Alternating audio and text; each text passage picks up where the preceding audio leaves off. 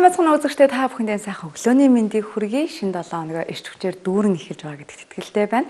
За кофе цайны нэвтрүүлэг ээлж шинэ дугаар шинэ зочинтой та бүхэнд хүрэх гэж байна. За өнөөдрийнхөө дугаараар бид бүхэн сонгодог хөгжмийн хаан хөгжим гэж нэрлэгддэг төгөлдөр хуурын талаар болоод нэг гайхалтай эрхэм уран бүтээлчийн талаар та бүхэнд мэдээлэл хүргэх болно. Ингээд студидтэй сонгодог төгөлдөр хуурч Алтан сүхийн энх хамгаалан гүрсэн байна. Танд энэ өглөөний мэндийг хүргэе. Урилга хүлээсэнд баярлалаа.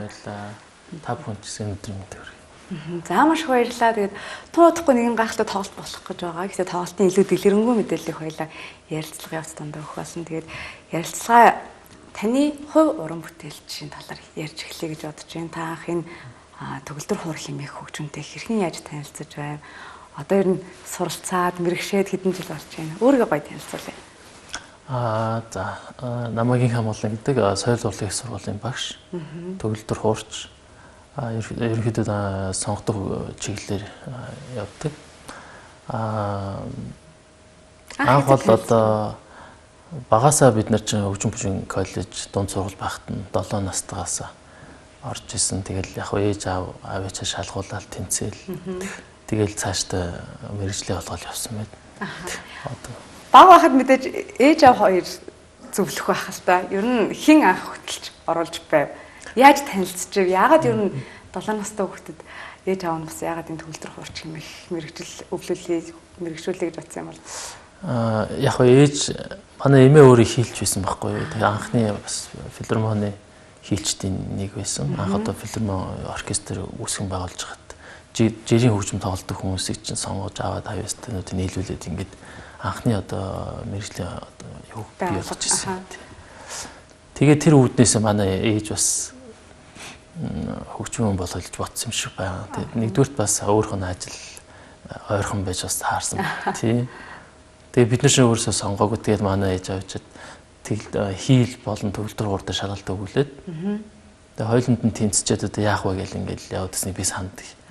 Тэгэл одоо алийг сонгох уу гэл ингээд бодож байгаа. Тэгэл төгөлдөр хуур нь хаан хөгжим гэж нээл хаан хөгжмийг сонгоё гэл. Тэгэл орсон. Одоо хүртэл явж байна тийм. Сонсоход харахад маш гайхалтай хөгжим. Гэхдээ яг ингээд суралцаад хичээлээд мэрэгшгэд бол үнэхээр хүнд спорт гэдэг шиг одоо хүнд мэрэгжил гэж сонсч байсан. Таны хувьд яг хичээллээд хизэнээс дурлаж эхэлсэн бэ? Маш олон хүүхдүүд ингээд дундаас нь шантраа гараа авчихсан юм лээ. Яг нь ер нь тэгнэл их хатан хөгжим, их дэгж аягтай, чанд те.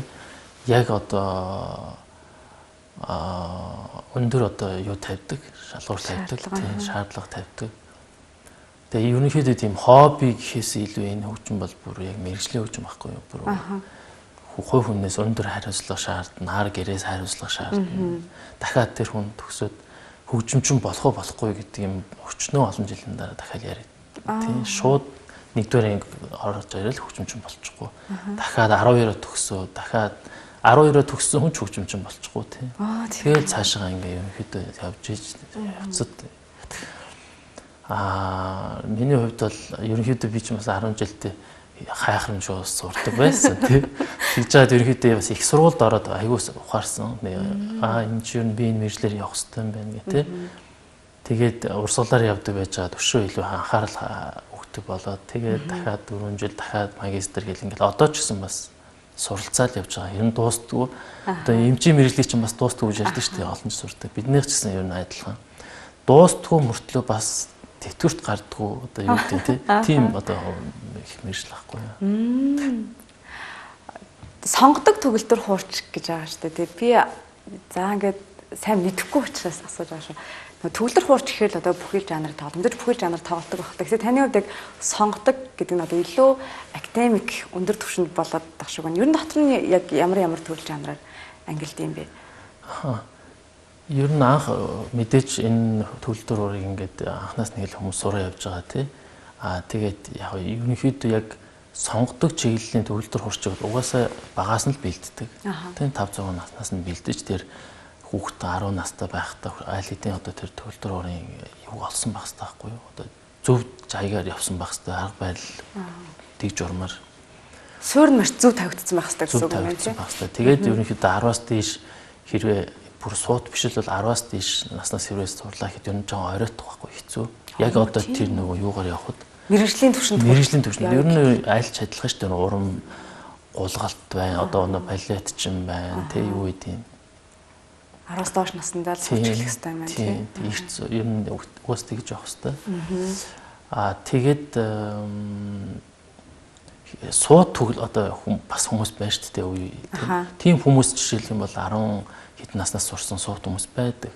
Гэхдээ тэр одоо байгалийнхаа бүр өгөгдлөөрөө байт юм уу? Маш том өгөгдөлтэй байж шүү дээ. Маш том өгөгдөлтэй байж шүү дээ. Хурдтай гарч ирдэг байхгүй. Тэгэхээр за миний зөвөр мэдж байгаагаар сонгодог төрөл гэж сонгодог жанр байна. Жаз байх шиг байна тий. Эстрад гэдэг нэг өөр төрлүүд байдаг уу? Таны хувьд одоо зөвхөн сонгодгоо тоглоод байх юм уу? Аль зүйл ингээ бүх жанр руу ингэж хөрвөр тоглох юм уу? За энэ нь бол тухайн одоо нэг эргэлтийн мөч төр хүн өөрөө ямар чиглэлийг сонирхож байгаа шалтгаалаа явуучих асуудал л та. Гэхдээ маш өндөр сонгодог суурьтай төгөлдөр хуурч нар маш мундаг бас жаз тоглодог хүмүүс болсон байдаг юм. Явандаа шилжиж байгаа байхгүй. Тэр нь өөрхөн сонирхлын дагуу дан сонгодог тоглож байгаа төгөлдөр хуурч нарч байдаг. Мөн эстрад руу ороход бол одоо өшөө илүү чөлөөтэй бас тэр хувь хүнийхэн юунаас шалтгаалаад явчихж. Гэхдээ эстрад руу бол ерөнхийдөө сонгодог суурьтай хүн бас бага байдаг. Харьцангуй бага байдаг. Ерөнхийдөө дундаасаа хичээлээд ерөнхийдөө төгөлдөр урж байгаа үзэж байгаа л тэгээд нөгөө ерөнхийдөө нэг поп хөгжим эдгээр ингэ сонирхдаг судалтай тийм байх юм бол ерөнхийдөө орчих боломжтой. Бүх бүжгийн суурь үндсэн сонгодог гэдэг шиг л одоо ер нь бол төгөлдөр хуурч альж жанр байсан суурь нь бол сонгодог хөгжмөр эхлээл тэгэл цаашаа өөрчлөлтөд ингээд сурах боломжтой юм шиг тийм. Та өөрөө соёл урлагийн сургуулийн бас багш хүндэд хэдэн жил багшилж байна. Ер нь Монголд бас төгөлдөр хуурч мэрэгчлэр жилдээ ер нь хичнээн хүүхэд төгсдөг. Энэ их тийм цомхон төгсдөг болов уу гэж би бол хараад байгаа. Тэр нь бол хэр олон хүүхэд сурч төгсдөг бол. Сонгодог хөгжмийн жилээр бол харьцангуй ер нь бага. Яг манайд одоо консерватори гэдэг сургууль байгаа шүү дээ. Бага боловсролоос нь эхлэв гэж тэр яг хэдэн хүүхэд авдаг мэдэхгүй ч гэсэн бидний үед бол 30 хүүхэд авдаг байсан. Одоо нэг өсөөгүй баха тэр хавцал байгаа. Тэгэл төгсөхдөө тэгэл яг ангиараа төгсөж байгаа л да тий. Заримдаа жоохон хасагдана. Тэг ангиараа төгсөж байгаа боловч яг тэр мэргэжлэр явж байгаа хүн маш цөөхөн байдаг байхгүй юу. Одоо яадын одоо заримдаа шантарч л байгаа тий. Заримдаа би энэ мэргэжлийг сонгохгүй явж байгаа. Зарим нь бол сонгоо явж байгаа. Тэр нь маш бага байдаг байхгүй юу. Ер нь 5 6 дотор л байгаа. Дээшээ орж байгаа тий. Нөө зах зээл нь бас их хомигдмал байж магадгүй тий. Ажлын байр цөөхөн гэдгээс шалтгаалдаг болов. Ер нь тэгвэл яг миний мэргэжил дээр явах юм бол ер нь бүр ажлын байр юу штэ. Баг гэж хэлэх нь одоо хайшин. Жишээлбэл Монгол улсын хэмжээнд миний мэдж байгаа бол одоо концертмейстер гэдэг одоо жишээ нэг урсгал юу баа штэ. Төрөл гэх юм уу одоо ажлын юу. Тэргүүр бол ажлын байр хомсдолтой гэж би боддог байхгүй. Яа тэгвэл концертмейстер бүх юм дээр хэрэгтэй байдаг. Одоо дуулаач дээр ч хэрэгтэй байдаг.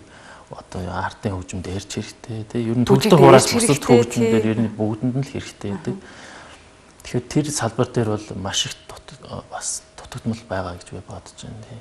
Тэгээд төгссөн хүн болгон бас концертмейстер хийх хүсэхгүй хүмүүс ч бас байна тий.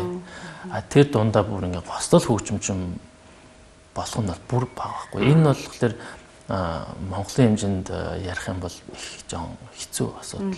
Жишээ нь би ингээ төгөлдөр хуурчлаа. Би өнөөдөр сонгодог төгөлдөр хуурч байлаа хэд энэ айгүй ачаалттай мэргэжилтэй. Одоо айгүй их цаг зарцуулж давтах хэрэгтэй. Тэгээд одоо уран зохиол ярих юм бол том зохиолуудыг маш хурдан гаргах хэрэгтэй. Тэрийг тайзан дээр авч гарч тоглодог. Тэгээд байнгын формтой байх хэрэгтэй.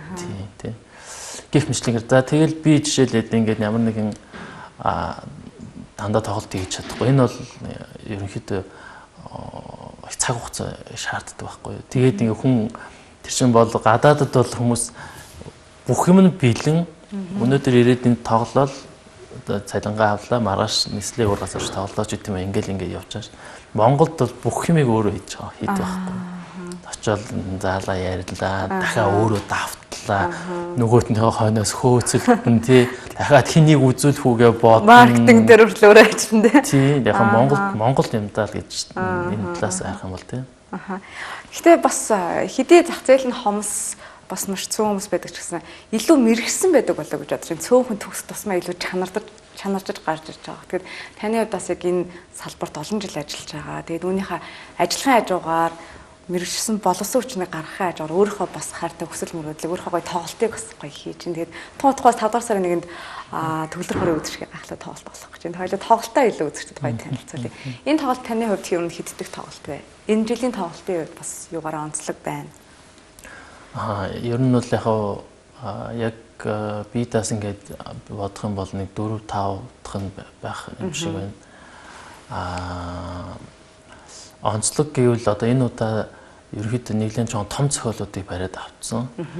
Фредерик Шопен гэдэг монголчууд бол харьцангуй мэддэг болсон баг тий. Тэр хүний одоо зохиолуудаас одоо баллад гэдэг нэг өөрийнх нь бас нэг төрөл байдаг. Тэр төрлүүдийг 4 ширхэг зохиол байдгийг ерөөхдөө дөрвөлнгээр ингээд тоологч байгаа юм. Тийм. Яг гоо энэ зохиол нь олон улсад бол ингээд төгөлдөр уушнаар ингэж бүтнээр нь барьж тоглодог л доо. Гэхдээ ерөөхдөө их нэлийн юу шаарддаг. Ур чадвар шаарддаг. Тийм, ачаал шаарддаг. За энэ бол сонгодог төгөлдөр хуурч уран бүтээлчийн яг ийм гоцлол тоглолт гэж байгаа. Тэгээд миний хувьд яг нэг ийм мэдгэдэггүй байгаад байна л да. Тоглолт гэхээр нэг маш олон ингээл уран бүтээлчдийг хамарсан бүрэлдэхүүн ихтэй, мас ихтэй нэг тийм аа дэтэртэй тий. Төгөлдөр хуурын яг ийм гоцлол тоглолт гэдэг нь зөвхөн та ганцаараа тоглоно гэсэн үг. Тийм. Ер нь сонгодог хөгжимд бол ямар нэг хийлийн тий эсвэл төгөлдөр хуурын тоглолт гэж байгаа. За хамтарсан тоглолт биш бол ер нь бие даасан тоглолт бол тэр хүн ганцаараа л тайлсан дээр тоглолт байхгүй тийм. Тэгээ ер нь энийг яг тэр хүнийг гэж харахаас илүүтэйгээр манай Монголд яг тэр соёл харьцангуй бага байж магадгүй. Ер нь массыг хамрах юм бол гадаадд бол хүмүүстэй хөгжим сонсох гэж очдог байхгүй. Одоо чинь эстрад дээр явах юм бол эдгээр ч бас хөгжим сонсгож л очдог шүү дээ тий. Ингээл тэрнтэй адилхан яг ингээд сонгодог хөгжимдөр ч гэсэн адилхан тэр хүн яг ингээд хөгжим сонсгож л очдог байхгүй. Тэгэхээр масс шаардлагагүй гослол бол яг тухайн тэгэхээр тэр урлагийг мэддэг хүн ч юм уу одоо сонслохыг хүсэж байгаа хүн байх юм бол очиод гой хөгжим сонсно л гэсэн үг байхгүй тий. Энэ удаагийн баллад тоглолт ер нь хичнээн цагийн метражтай байгаад тоглолт. Яг ерөнхийдөө цаг 30 минут гэж явж байгаа. Эхний хэсэг дээр ерөнхийдөө сонгодог одоо цаг үеийг барьж байгаа.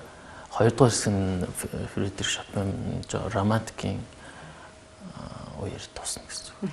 Энэ альва сонгодог тоглолтын бас нэг үзэгчд маш гоё юм соёлтой үздэг юм билээ. Ер нь ингээд сонгодог тоглолтуудыг хараад байхад за тэгээ дундаа юм гоё завсралхтай. Тэгээ хоорондоо эхний үзэгдэл эхний хэсгийг үзсэн бол тэгээ гоё ингэж хоорондоо ярилцж марилцдаг. Энэ удаа тоглолт хаана болох вэ? Улсын филармоны тайзан дээр. Энэ тикт яаж худалдаж авах вэ? Тикцэг юм гээд сайтаас ороод хүмүүс шууд онлайнаар авч боломжтой. Эсвэл бас нөгөө холбогдох утас байт юм байлээ. Тэрнлээ нууцтаас хөргүүлээд авчдаг гэсэн. Сошиал хаягаар бас магадгүй холбогдох боломжтой. Тийм. Бас нэг 88 тэгтэл 8868 гэсэн нэг дугаар руу холбогдож аваад бас авчиж болно. Ер нь яг одоо сурч байгаа оюутан сурагчид бас илүү үздэг болов уу гэж бодож байна тоглолтыг. Ер нь тэгэж иймэрхүү мэрэгжлийн түвшний тоглолтыг үзснээр тухайн сурж байгаа хүүхдэд ямар ач холбогдолтой байдаг бол? Сурж байгаа хүүхд бол ер нь аль болох жинхэнэ тоглолтуудыг үзэж явах хэрэгтэй л дээ. Тэгэх юм бол мэдээж тэр бичлэг сонсох яг зааланд үзэх хоёр өөр байдаг байхгүй. Нэг нь бол яг амьд явж нөгөөх нь бас бичлэг хоёр өөр сонсогддог. Тэгээ нэгдүгээрт бас тэр нөгөө бичлэн дээр гарч байгаа тэр одоо бид нэрээр өнгө гэж ярьдаг байхгүй. Тэрийг яг зааланд одоо очиж сонсох юм бол илүү одоо мэрэгжлийн түвшин сонсох хүрдэг юм уу тийм мэдэрдэг ялгаа нь бас их сонсогддог юм. Тийм. Тэгэхээр ер нь бол сурагчид оюутнууд бас хэрэгтэй. Энэ манай бас сургуулиас ч гэсэн багш нар ч гэсэн ер нь тоглолт үзчихье гэсэн юу тавьдаг л да. Тийм. Яагаад гэвэл энэ баян бас монголчин нэг л өдөр болгон гадаадаас ингээл нөө урсгалд байдаг учраас төгөлдөр хууршнаар ирээл ингээд тоглоод байдгүй. Хаяа нэг одоо гадаадаас мундаг төгөлдөр хууршнаар ирдэг. Гэтэ энэ нэг сенсацтай явдаг байхгүй Монголд. Ерөөсө чимээгүй хурж ирэл тэгэл нөгөөт нэмтэд зааланд пик дүүрцэн тэгэл болоод өнгөрдөг байхгүй. Тийм. Яа салбарын хүмүүс нь мэдээлэл үздэг үздэг мэдээлэл ингээд сенсац мэдээ зэтэй гэж яахгүй шүү дээ. Тэгээ ер нь төгөлдөр хуураар миний ажиллаж байгаагаар одоо сүүлийн үед эцэг эхчүүд тэр цэцмэ залуу гэр бүл одоо хүүхдүүдээ багаас нь төгөлдөр хураар хичээлүүлэх сонирхолтой болсон юм байлээ. За сонсож мэдснээр бол хүүхдийн хоёр тархийг зэрэг хөгжүүлдэг, маш гоё урлагийн өндөр мэдрэмжтэй болгодог, сууж сургадаг гэх их олон давуу талууд байд юм байлээ. Тэгэд бас одоо манай нэвтрүүлгийг гэр бүл эцэг эхчүүд, эмээ өвгөнөр асран хамгаалагч нар үзэж байгаа гэж бодож байна. Тэгэхээр төгөлдөр хуураар хичээлэхийн давуу талууд. Тэр цэцмэ багаас хичээлэхийн давуу талуудыг та бидэнд гоё хэлж өгвөл. Бага наснаас илүү хичээлэх юм бол хүүхд илүү одоо мэрэгжлийн төвшөнд тий урт хугацааны туршид одоо сурцах боломжтой. Жоохон хожуу хичээлж байгаа юм бол мэдээж болно. Гэхдээ мэдээж өөрөөс нь маш одоо хичээл зүтгэл шаардна. Төгөлдөр хуурыг одоо сурснаар яг одоо юу одоо хамгийн чухал юм бэ? Төгөлдөр хуурч гэлтгүй ер нь сонгодог гэж юм гэдэг чи яг юу юм бэ гэхээр зүгээр ингээ хүн харахад их гой хайлгуу ингээ тоглохтой бас биш. Яг хүн хараад тэрэнд нь ингээ дурлдаг л да. Гэхдээ яг энэний цаана бол маш өндөр одоо бие авч явах соёл одоо маш нарийн одоо мэдрэмж одоо тий маш одоо эмгцэгтэй байдлаар юу гэдэг тийм хатуужил тий гих мэтчлэнгээр их олон юм харагдахгүйгээр ингээд явж идэг. Хүмүүжүүлээд нь тий тухай нэг. Тэгээ энэ яг би их гоёор ярьж чадахгүй ч магадгүй. Гэхдээ энэ шинжлэх ухаанд бол батлагдаад ингээд.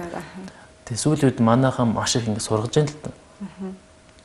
Гэхдээ энэ бас яг миний өнцгөөс ингээ харахад яг зөв сурах шаардлагатай санагддаг байхгүй тийм. Энэ тэмдгүү маш их сургалтын төвд байна. Ямар ч хамаагүй хүмүүс бас зааж байна. Тэгээ энэ дээр бас хүмүүс судалж байгаа хүмүүс маш их сурах гэж байгаа хүмүүс тийм. Нэгэнтээ тэр чинь бас их төлбөр одоо санхүүгийн хувьд ч гэсэн цаг зав тэр ганцхан жил сурахгүй тэр хөвч чинь дахиад хэрвээ идэвхтэй хамгаалж олон жил сурна шүү. Тэгсний дараа яг ингээд үр дүнгүй сурцсан хүмүүс бол аюу хайран байдаг байхгүй тийм. Тэгээ яг дараа нь тэр үртийг чинь засан гэхээр чинь ерөнхийдөө хэцүү. Анхнаасаа жоохон яасан хүмүүс бол. За тэгээд бас хүнд багшаар заалгаагүй сурж байгаа хүмүүс гэдэг хичнээн дуртай байгаа. Хэрвээ буруу сурцсан байх юм бол аюу хортой. Тийм. Тийм засахад аюу хэцүү байдаг байхгүй. Жишээ нь сонсголоороо ингээд хавьяастай хөгчүүд байж болно. Тэгээд YouTube үзээ сонсголоороо сурцсан байдаг байхгүй. Тэгээд буцаа тэр чинь ноото мэдхгүй бол тэгээд ерөөсөө ямар ч хэрэггүй болчихж байгаа. Тийм ээ. Одоо бас сүүлийн үед нөө YouTube-ээс айгүй хүүхдүүд олон төрлийн хөгжмийг их сурч байна. Гэтэ сонгодог хөгжим бол тэр цэцмэ ноото илүү сайн мэдчихэж илүү үр өгөөжтэй байх болов тий. Бусад хөгжмийг бодвол ер нь ноот чинь одоо бид нэр анх нэгдүгээр ангид ороход ABV-г үздэг шүү дээ. Тэгэл бүтэн жил үзэж чад хавар нэг тайлан юм болдог шүү дээ. Яг тэрнтэй адилхан хөгжмөөр хөгжмийн үсэг чинь ноот учраас бас яг тэр системтэй л явах хэрэгтэй. Ноотоо уншиж чадахгүйгээр сонсголоор хөгжим сурна гэдэг бол зүгээр л одоо муухагаар хэлэн уран сайхан ч болчиход байгаа байхгүй нэг зүгээр ерөнхийд нь мэдээ. Шүлгийг одоо жишээл хүн чэйжлүүлчихдэг шүү дээ тий. Тэгээ үсгийг хараа уншиж чадахгүйтэй л адилхан болчиход байгаа байхгүй. Төгөлдөр хуурчин хүн болгон ер нь хөгжмийн зохиолч болдог уу? Би зүгээр тэгж бодоод байдгийг. Байж болно. Угаасаа хөгжмийн зохиолч нар чинь төгөлдөр хуурчнаар байсан шүү дээ. Тэгээ яг энэ чинь нэг цаг хугацааны явцад янз бүрийн уралдаан тэмцээн гарч ирэнгүүт салбарлалцсан байхгүй. Хэрвээ төгөлдөр хуурчнаар яг хөгжмийн зохиолын одоо тэр авьяас нь үнэхээр байгаад тэр тал руугаа задрах юм бол аюу мундаг зохиолууд гарах байхгүй. Бүр супер зохиолууд гарах.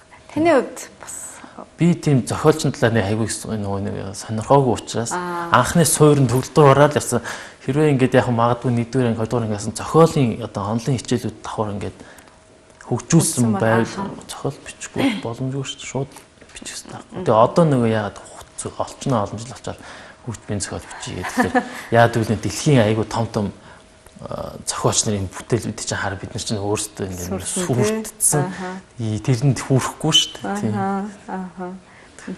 Энэ жилийн тавалт бас дэлхийн бас супер тэр цэцмэд бүр яг сонгодог уран бүтээл төрөвдөг гайхалтай уран бүтээлчдийн тоглолтууд хөгжмүүд ихшэглэх юм байлээ. Тэгээд бас нэвтрүүлгийн цаг маань өндөрлөгдөх өгч जैन. Тэгээд таныг энэ гайхалтай төгөлдөр хорын өдөртэй манай үзэгчдийг бас уриасаа гэж хүсэж байна. Хоёлаа тоглолтынхаа талаар дахиад нэг гоё өргөн сонцлогийн танилцуулаад тэгээд нэвтрүүлэг өндөрлөө.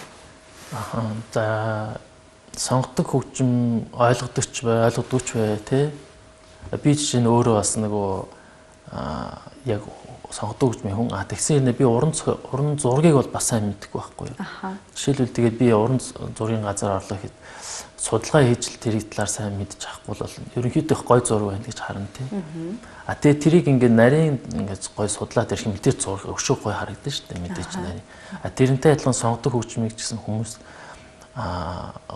хиндээ гой сайхан сонсогдож магадгүй эсвэл заримдаа бүр ойлгохгүй байж магадгүй тий. Тэгэх юм бол жишээлбэл одоо Оросын маш мундаг зохиолч Шостакович гэж хүн хэлсэн байдаг. Хэрвээ ойлгохгүй байх юм бол дахин сонсоод бай гэдэг байхгүй юу. Нэг сонсоод ойлгохгүй бол дахиад сонсоод тэгээд ингээд өшөө сайн мэдэрдэг болно гэдэг. Тэгэхээр та бүхэн энэ сонгодог хөгжмийн тоглолтуудыг үзэж байгаарай. Тэгээд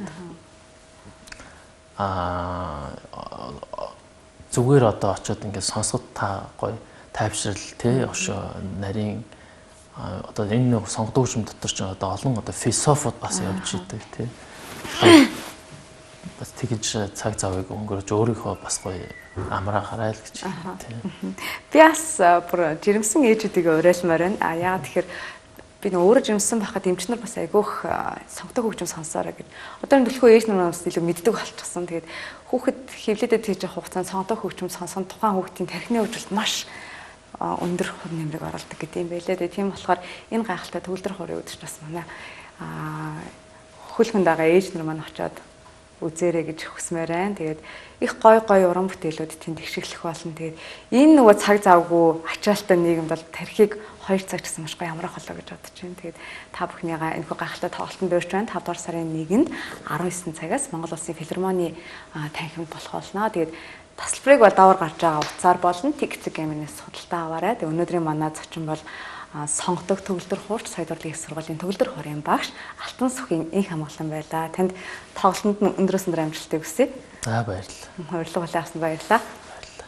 Хамтаас үзэж та бүхэндээ баярлалаа. Өнөөдрийнх нь ажилд нь амжилт хүсье.